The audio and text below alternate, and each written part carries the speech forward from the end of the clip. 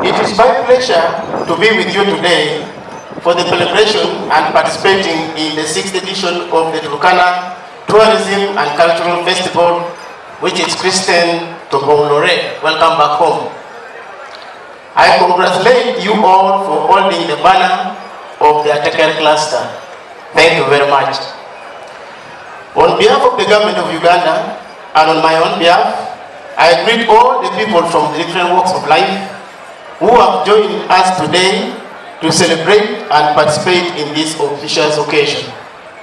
Your Excellencies, I would like to thank the government of Kenya for the tireless commitment and continued cooperation with the government of Uganda.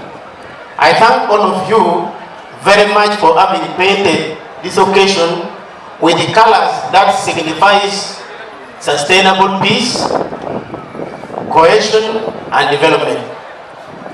This is my first time to attend Tobonglore on the invitation of the Governor, Joseph Kaloli Nano. Unfortunately, it will be a first time next time because now I'm the one representing her. Kenya and Uganda are the same people, only separated by colonial borders, which should not affect our cultural ties and coexistence.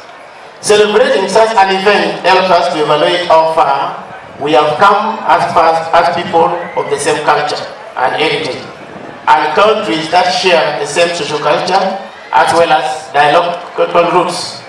I can assure you, a society without culture is doomed with no direction and destiny.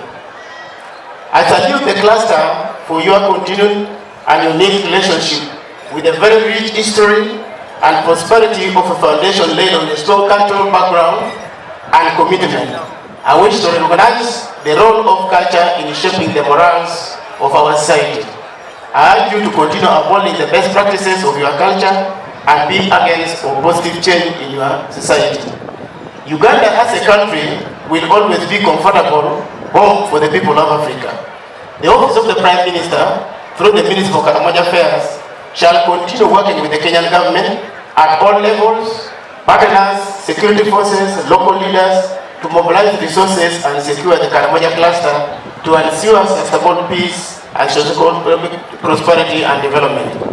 As you are all aware, the government of Uganda and Kenya, on 12th of September 2019, with the leadership of our Minister, Cabinet Secretary present here, signed a memorandum of understanding for the joint Kenya Turkana West Pokot Uganda Karamoja cross-border program for sustainable peace and development. This program was blessed by the two presidents of Kenya and Uganda. I was briefed by my predecessor that it was during the 4th edition of the cultural festival that the idea of the cross-border peace and initiative was mooted by the two ministers then. I am informed that the implementation framework needs to be signed by the two countries to fully operationalize the whole process. This will ensure that the Karamoja cluster reduce resource-based conflict, customer strengthening through cross-border trade, sustainable resource mobilization, introduction of relative livelihood, and cross-border communities of Kenya.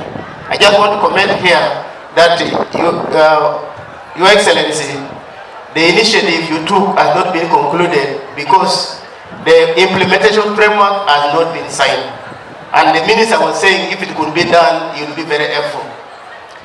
My office also is in the initial stage of discussing the same cross-border program with the government of the Republic of Southern Sudan, which has also a long border with Uganda, especially Karamoja sub-region.